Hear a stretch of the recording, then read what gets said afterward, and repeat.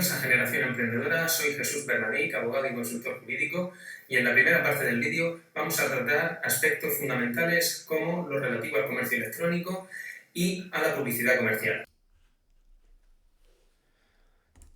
Comenzamos con los aspectos legales a tener en cuenta en cualquier comercio electrónico, y para ello lo que me gustaría resaltar en primer lugar y que tengáis en consideración es, los aspectos que vamos a tratar. Que, en primer lugar podríamos decir que un apartado muy importante de todo comercio electrónico es la publicidad online, o mejor dicho, los medios que vais a llevar a cabo para poder anunciaros en Internet, respetando, por tanto, pues la legalidad vigente. De otro lado, evidentemente no se puede dejar a un margen pues todo lo concerniente a la protección de datos, y en concreto, y dentro de este apartado, las obligaciones de los responsables de tratamiento. Esto lo que quiere decir es que en el mismo momento en el cual recabéis información personal de cualquiera de vuestros clientes, de proveedores, de empleados, etc., os vais a convertir en responsables del tratamiento de estos datos personales, y para ello habrá que tomar una serie de medidas que veremos a continuación a lo largo de este vídeo. Y en tercer lugar, también es de destacar un pilar fundamental, que en este caso pues es el derecho de consumo. Es decir, en tanto en cuanto vais a bien vender productos o prestar algún servicio estando en el otro lado consumidores y usuarios, pues tendréis que tener muy en cuenta pues cuáles son las cuestiones a tener en cuenta en este sentido, cuestiones prácticas que veremos también a modo de ejemplo, ¿de acuerdo?, en la realización de este tipo de actividad, sobre todo para,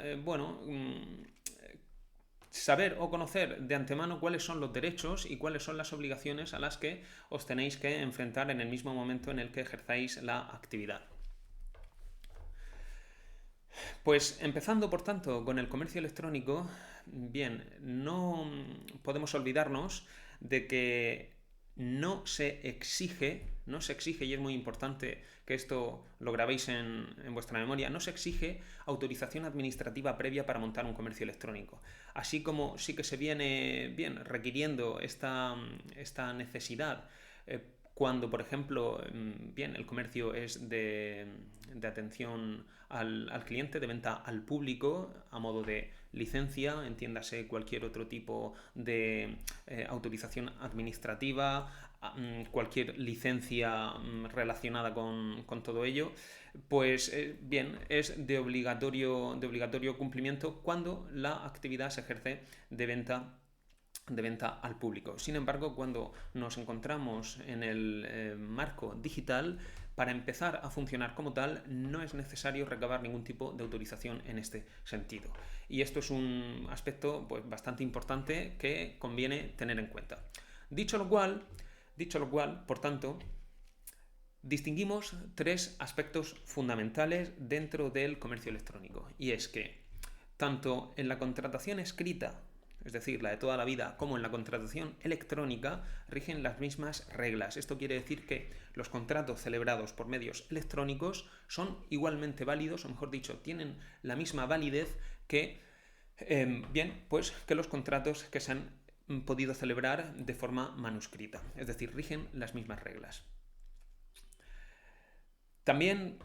es bastante interesante distinguir el lugar de celebración del contrato cuando nos encontramos dentro de la realización de una actividad en el mundo digital, a modo de comercio electrónico. Y es que, de un lado, el lugar de celebración en el que se va a entender celebrado el contrato dependerá de quiénes sean las partes en juego. Es decir, si nos encontramos con dos empresarios o con un consumidor y con un empresario, variará radicalmente. En ese sentido, cuando sean empresarios los que forman parte de la operación, ¿de acuerdo?, de la operación o contrato, el lugar de celebración de ese contrato se va a entender que será en el lugar en el que esté establecido el prestador de servicio, es decir, aquel que está bien vendiendo un producto, bien prestando un servicio, es decir, aquella empresa o empresario que está realizando dicha actividad, ¿de acuerdo?, salvo que se haya establecido otra cosa en el propio contrato. Es decir, que de no establecerse nada, salvo que haya acuerdo En este sentido, el lugar de celebración del contrato se entenderá en aquel lugar donde tenga, en este caso, bien, pues el domicilio fiscal, el empresario, donde esté ubicado o donde se pueda entender que tiene su sede, etc. Sin embargo, cuando entra en juego un consumidor, entonces el lugar de celebración, y para proteger a esta parte más débil, será la residencia habitual de este consumidor, con independencia de cuál sea el lugar en el que radique el propio empresario. En la contratación electrónica, pues evidentemente sabéis que puede encontrarse el empresario en La Rioja y el consumidor en Valencia. Pues en este caso, el lugar de celebración del contrato se entendería que se ha llevado a cabo en la residencia del consumidor, es decir, en Valencia. También vamos a tratar de forma somera las obligaciones de los prestadores de servicios. Con prestadores de servicios me estoy refiriendo a todas aquellas personas físicas o jurídicas, ¿de acuerdo?, que van a realizar una actividad a través de los medios digitales, es decir, a través de un comercio electrónico, a través de un e-commerce. Bien, y dentro de esas obligaciones hay que distinguir las previas, ¿de acuerdo?, y las posteriores a la celebración del contrato. En función de cuál sea la fase en la que nos encontremos, antes o después, serán de aplicación unos requisitos u otros. Por ejemplo, las obligaciones previas a la celebración de dicho contrato son que, en primer lugar, tiene que aparecer o se tiene que hacer constar la información legal aplicable en el propio contrato o información que se comunique o que se transmita a la otra parte. Así como también se tienen que comunicar cuáles van a ser los distintos trámites necesarios para formalizar el contrato, ¿de acuerdo? Qué información es necesaria recabar, qué pasos se deben de seguir, etc. A su vez, igualmente, se tiene que comunicar o informar de la posibilidad de archivar el documento electrónico, de forma que se pueda tener posteriormente por parte del consumidor o de la otra parte implicada constancia de cuál ha sido la operación celebrada. Evidentemente también los medios técnicos puestos a su disposición, la lengua, que en este caso, es destacable que tiene que aparecer siempre en castellano, con independencia de que queramos añadir luego otro idioma, pero el castellano necesariamente tiene que hacerse constar de esa forma. Y se tiene que poner a disposición de la parte contraria pues las condiciones generales de la contratación, es decir, cuáles son las condiciones que van a regir el proceso de contratación, ¿de acuerdo? Que eso dependerá, es decir, el contenido de esas condiciones generales de la contratación va a depender fundamentalmente de la empresa o el empresario particular, porque será quien marque una línea u otra dentro de esas propias condiciones generales.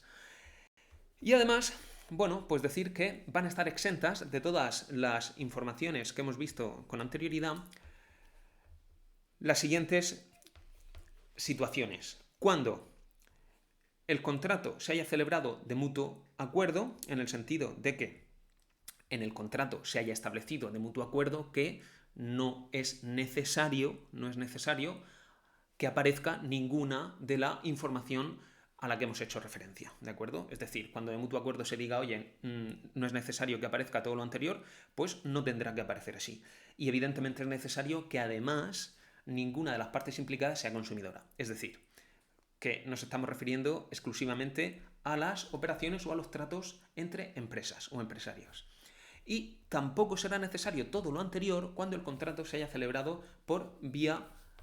correo electrónico, ¿de acuerdo? Y evidentemente ninguna de las partes sea consumidora. Pasando ahora, y para que veáis el cambio que se produce en las obligaciones posteriores, pues es de vital importancia que se haga llegar, se envíe, se comunique, se traslade un acuse de recibo a la mayor brevedad a la parte contraria, es decir, la parte que contrata con nosotros, y que en un máximo de 24 horas tiene que hacerse entrega del mismo. Vale también una confirmación equivalente del acuse de recibo, es decir, cualquier medio o modo que permita acreditar de forma fehaciente que se ha celebrado dicha operación y, por tanto, tenga esa seguridad el consumidor o empresario que está contratando con nosotros. Hay que decir además que este acuse de recibo para que os hagáis una idea, surte efectos desde que las partes tienen constancia, es decir, que esto se hace para evitar prácticas abusivas en el mercado electrónico, puesto que cuando se supone, por tanto, que tiene que entenderse que el consumidor, por ejemplo, ha recibido el acuse de recibo, o cuando se tiene que entender que el propio empresario ha recibido el consentimiento o la aceptación para contratar con él. ¿Podría cualquiera de las dos partes negar que ha recibido dicha comunicación por correo electrónico, por ejemplo? Bien, pues en teoría podrían negarlo y podría producirse ahí lo que se llama un limbo, en el sentido de desconocer el momento en el cual tiene que empezar a ejecutarse dicho contrato, ¿de acuerdo? Sin embargo, en ese orden de cosas, el propio ordenamiento jurídico ha previsto que en el mismo momento en el que dicha comunicación tiene entrada en el servidor de correo electrónico de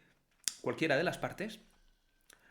se entiende que en ese momento es cuando ha tenido conocimiento de la misma. Es decir, que si el empresario, en este caso, recibe dicha comunicación en el sentido de consentir o aceptar la celebración del contrato de que se trate y no lee dicho mensaje, no lo abre, jamás lo revisa, desde luego no puede sufrir esas consecuencias la parte que sí, evidentemente, ha cumplido con sus obligaciones en el sentido de comunicar lo que procedía. Por tanto, es obligación del empresario, en este caso, atender o, mejor dicho, cumplir con la diligencia exigible en el sentido de estar pendiente de aquellas confirmaciones o aceptaciones en orden a la contratación electrónica, ¿de acuerdo? Para que no se perjudique en este sentido a la parte más débil, que puede ser, evidentemente, el consumidor. Bien, esto también tiene excepciones, como en el caso anterior de las obligaciones previas, y es que en caso de mutuo acuerdo, es decir, que se acuerde por las partes contratantes y ninguna de ellas sea consumidora, que se diga, oye, no hace falta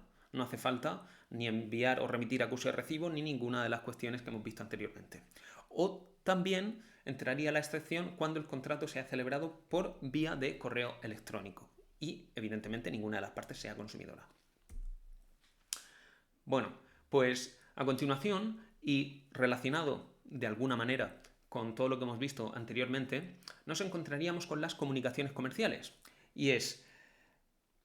que, ante todo, conviene delimitar o definir qué se puede entender por comunicación comercial, porque no todo es una comunicación comercial en el mercado electrónico. Es decir, comunicación comercial son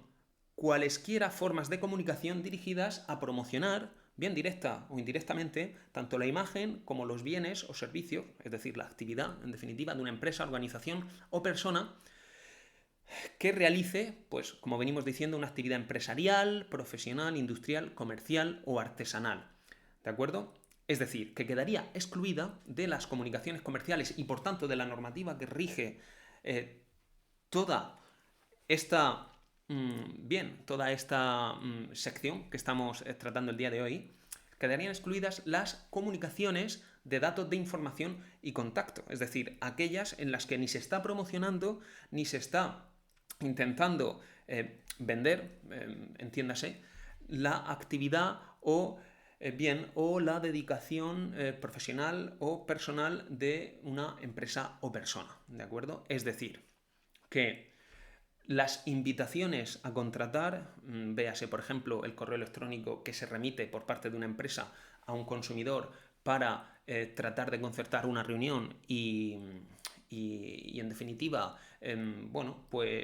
deliberar sobre si puede estar o no interesado el consumidor en contratar los bienes o servicios que va a prestarle dicha empresa. Esas invitaciones a contratar no son comunicaciones comerciales, porque no está promocionando directa o indirectamente ni su imagen ni los bienes o servicios de su actividad, ¿de acuerdo? Por tanto, esa es la manera, entiendo yo, más sencilla de que podéis distinguir cuando nos encontramos en un caso u otro a efectos de la aplicación de la Ley de Comercio Electrónico. Bien, En las comunicaciones comerciales se entiende, como no puede ser de otra manera, y aunque la propia ley evidentemente no lo contemple de forma expresa, pues se entiende las comunicaciones comerciales hechas en redes sociales, por correo electrónico, también por vía SMS, así como por los sistemas de mensajería instantánea, por ejemplo WhatsApp, etc. Para que las comunicaciones comerciales cumplan con lo que se les viene exigiendo, es necesario, en primer lugar, que sean identificables como comerciales. Es decir, que en el caso, por ejemplo, de incluir una oferta, un descuento, una promoción, un premio, regalo, etc., se debe mencionar expresamente tal característica y facilitar además el acceso a dichas condiciones. Por supuesto, es necesario recabar el consentimiento previo y expreso, salvo que el destinatario de dicha comunicación fuera cliente previo y además, ojo, muy importante, no solamente fuera cliente previo, sino que fuera cliente previo para productos o servicios similares a los que está recibiendo, esta nueva comunicación comercial. Por ejemplo, y de modo muy práctico, si una persona, o mejor dicho, una empresa que se dedica a vender, pues por ejemplo, podríamos entender que electrónica, productos de electrónica y de informática, remite durante cierto tiempo comunicaciones comerciales a sus destinatarios, es decir, a sus clientes, y en un momento determinado cambia de actividad y en lugar de dedicarse a vender artículos de informática o de electrónica, pues podríamos entender que, por ejemplo, pues se dedica en este caso a vender, pues por ejemplo, textil, ¿de acuerdo? Es decir, prendas de ropa. Pues evidentemente no tendría, salvo que se recabe un nuevo consentimiento, no tendría esa autorización para poder enviar esas comunicaciones comerciales, por cuanto no hay una relación entre la actividad anterior y la nueva a efectos de similitud, ¿de acuerdo? Por supuesto, hay que garantizar derecho de oposición a recibir las comunicaciones comerciales, es decir, que la opción a recibirlas, en caso de que sea vía formulario electrónico o vía formulario web, la opción a recibir dichas comunicaciones comerciales tiene que poder marcarla como tal, tacharla, mejor dicho, el propio destinatario, es decir, no desmarcarla. Por defecto no tiene que aparecer marcada la opción de recibir comunicaciones comerciales, porque tiene que obedecer en definitiva a una petición, a una solicitud expresa del propio destinatario. Y también hay que tener en cuenta, pues toda la normativa de protección de datos en el sentido de que, pues que el consentimiento tiene que ser libre, expreso, informado, etcétera, que veremos a continuación.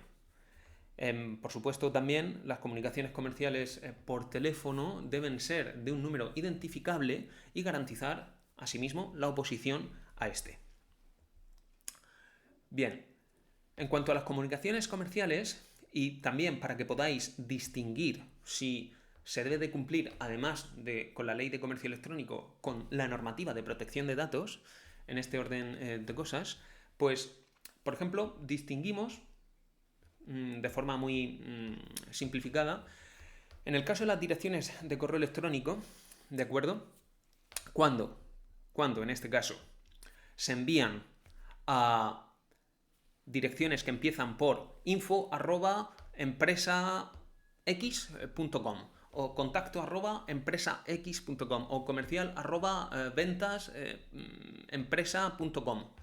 Pues en ese caso es evidente que en esa dirección de correo electrónico no hay datos de carácter personal. Por tanto, al no haber datos de carácter personal de personas físicas, no se debe de cumplir con la normativa de protección de datos. Sin embargo, cuando dichas direcciones de correo electrónico empiecen con el nombre propio de el empleado o la persona de que se trate destinataria, entonces sí estamos ante un dato de carácter personal, que además es de una persona física y por tanto sí se habrá de cumplir con la normativa de protección de datos. Pues pasamos ahora a tratar de forma también, muy somera, pero para que podáis identificar de forma sencilla y esquemática el aspecto de las cookies, es decir, aquellas herramientas que recaban información del usuario en el momento en el que navega y accede a distintos portales web. ¿vale? Bien, son también llamadas archivos espía, pero en cualquier caso tenemos distintos tipos de cookies. Y es lo que se conoce como la publicidad comportamental, es decir, publicidad basada en definitiva en el comportamiento del usuario al navegar por la web. Tenemos en primer lugar las cookies técnicas, que son aquellas que menor invasión para la privacidad producen porque básicamente se limitan a garantizar que la comunicación entre el servidor y el terminal del usuario pueda producirse. Por tanto, son, como bien dice su propio nombre, herramientas de carácter técnico, sin más, ¿de acuerdo? Bien. Tendríamos a continuación las cookies de autenticación. Las cookies de autenticación son aquellas en cuyo portal web pues, hay que introducir para acceder a una determinada área de cliente o perfil de cliente o perfil de usuario, pues el nombre de usuario con una contraseña, así como el resto de datos. Evidentemente, por tanto, se están introduciendo pues, en este sentido datos que son pues, datos personales y evidentemente, pues es necesario comunicar y pedir el consentimiento antes de que se produzca bien, pues el acceso o la instalación de dichos archivos en el terminal del usuario, pues es necesario recabar este consentimiento de forma previa. Tenemos a continuación las cookies de e-commerce, que son aquellas que implementan un sistema de carrito de la compra y permiten, por tanto, pues, bien, acumular o garantizar que se pueda realizar un pedido y, por tanto, una posterior compra de un producto o de un servicio a través de una página web. En ese orden de cosas, pues también recogen cierta información de carácter personal para que se pueda, en fin, para que se pueda producir dicho pedido, como pueden ser datos de facturación, etc. Tenemos a continuación las cookies de seguimiento, que son aquellas que evidentemente pues, tienen en cuenta la localización o la ubicación del usuario y también son invasivas de la privacidad, requieren información y un consentimiento con carácter previo. Posteriormente tendríamos la de personalización, es decir, aquellas cookies que en función de las preferencias del usuario recomienda o sugiere unos contenidos u otros, ¿de acuerdo? Entonces, resumiendo, salvo que nos encontremos con las cookies técnicas, que son las más sencillas o aquellas que obedecen a básicamente a una petición expresa del propio usuario, como pueden ser, por ejemplo, las cookies de sesión, en las cuales para identificarse el propio usuario y querer acceder a un servicio, pues introduce determinada información de motu propio. Salvo que se trate de esas dos, todas las demás requieren, con carácter previo, que se recabe el consentimiento por parte del usuario antes de proceder a la instalación en el propio terminal o ordenador del mismo. Como decíamos, se trata de publicidad comportamental y la forma de garantizar la información suficiente en este sentido es mediante el sistema conocido sistema de información por capas. En una primera capa, que es básicamente el banner o el anuncio flotante que aparece en cualquier portal web en el que accedemos y hay que seleccionar si aceptamos o no aceptamos dicho anuncio sobre las cookies. Bien, pues en una primera capa estaría la información previa, de forma sencilla, es decir, cuál es la finalidad de esas cookies y para qué se van a utilizar en caso de querer aceptarlas. Por tanto, yo aquí sí que os recomendaría que en el momento en el que implementáis el sistema de cookies, que como ya digo, hay herramientas, hay plugins en WordPress, por ejemplo, en cualquier otro gestor de contenido de vuestra página web que las introduce por defecto. Sin embargo, yo os recomendaría que huyáis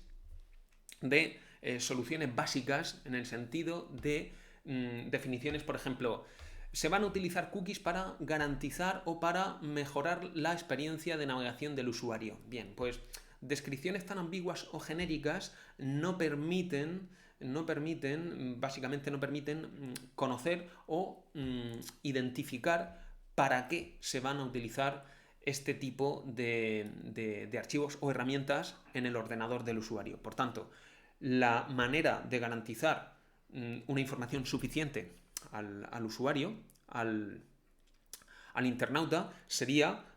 pues bien, de forma muy clara, pues por ejemplo, identificar que se van a utilizar cookies para recabar información estadística o para sugerir pues contenido similar a las preferencias del usuario, etc. Y por supuesto, en una segunda capa, que sería pues perfectamente accesible mediante un enlace dentro de la primera, habría que incorporar de forma detallada toda la información que hemos puesto anteriormente y además las formas de eliminarlas para que, en caso de que así lo estime oportuno el usuario, pueda hacerlo. Tenemos también a continuación la publicidad contextual. La publicidad contextual es aquella que aparece, como su propio nombre indica, en el contexto de la navegación. Es decir, yo, por ejemplo, quiero acceder al portal de noticias El Mundo y lo que me encuentro es que, con carácter adicional, dentro de la propia página, pues anuncios, en este caso, sobre coches. Bien, pues eso es la publicidad contextual, y la publicidad contextual plantea también una serie de problemas, de tipo, pues en este caso, tributario, por ejemplo, cuando, para que permitamos que un anunciante coloque su contenido en nuestra página web, pues evidentemente vamos a recibir una compensación económica por cada acceso de internautas que se produzca en dicho contenido. Esa compensación económica, que será X, pues tendrá que declararse necesariamente, y los problemas surgen cuando pues esas cantidades percibidas no son elevadas y por tanto el propietario del blog o de la página web decide bajo su responsabilidad pues no declarar esos ingresos, no comunicarlo evidentemente tampoco a la seguridad social, en el sentido de darse de alta en el régimen que corresponda, y eso acarrea pues una serie de consecuencias que evidentemente no recomiendo. Por tanto, los problemas relacionados con la publicidad contextual son de tipo tributario y de seguridad social, básicamente, y es importante tener en cuenta, bueno, pues cuáles son las obligaciones en este sentido. Y evidentemente, pues como colofón a todo lo anterior, tenemos los llamados enlaces patrocinados, es decir, sistema de publicidad mediante, pues por ejemplo, el conocido Google AdWords o Face Ads o cualquier otro sistema similar, por ejemplo, incluido en las redes sociales. ¿Y cuál es la forma de funcionar de los enlaces patrocinados? Pues mediante el pay-per-click, es decir, el pago por clic, de forma que nosotros lo que hacemos en caso de pretender utilizar este sistema es decirle a Google que queremos patrocinar, es decir, que salga con carácter preferente el portal web con una determinada definición asociada de ciertas palabras clave que nosotros vamos a seleccionar. De forma que se va a producir una suerte de subasta en la cual pagaremos X teniendo en cuenta la cantidad a la que estamos dispuestos a abonar por las palabras que estamos reservando, ¿de acuerdo? Es decir, el conocido pay-per-click es el pago por número de veces que el usuario accede a la página web o al contenido que estamos anunciando. Y este tipo de enlaces patrocinados, que evidentemente, bueno, pues es de reconocer que tiene sus ventajas por cuanto permite aparecer con carácter preferente en los primeros lugares de resultados de búsqueda, debe tenerse muy en cuenta que para evitar problemas a efectos de competencia desleal o relativos al derecho de marcas o los nombres comerciales, no podemos caer en el error de utilizar básicamente como palabras clave los nombres o las definiciones de las páginas web o de las empresas de la competencia para posicionarnos por encima, por cuanto estaríamos aprovechándonos de una reputación ajena que no nos corresponde, y por tanto la empresa competidora de la que nos estamos favoreciendo tendría, por tanto, para aparecer por encima de nosotros, abonar una mayor cantidad, y al final se produciría una suerte de escalada que evidentemente acarrea también una serie de consecuencias, ¿de acuerdo? Un ejemplo muy claro de la publicidad comercial, pues, sería el de, bueno, el del mensaje que estáis viendo a continuación en las redes sociales. Y evidentemente, dentro de la publicidad comercial lícita se encontraría, bueno, pues el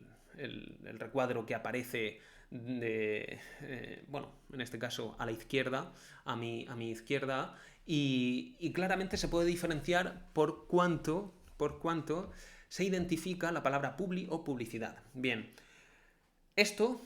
ya con la reforma de la Ley General de Telecomunicaciones de 2014, se eliminó como obligatoriedad en el uso de publicidad por medio de correo electrónico, de manera que a partir de 2014 no es necesario identificar al inicio del mensaje o del asunto la palabra publi o publicidad. Pero eso solamente ha sido así para los mensajes comerciales realizados a través de correo electrónico, no por tanto para el uso de comunicaciones comerciales, mejor dicho, de publicidad comercial vía otros medios como pueden ser en este caso las redes sociales.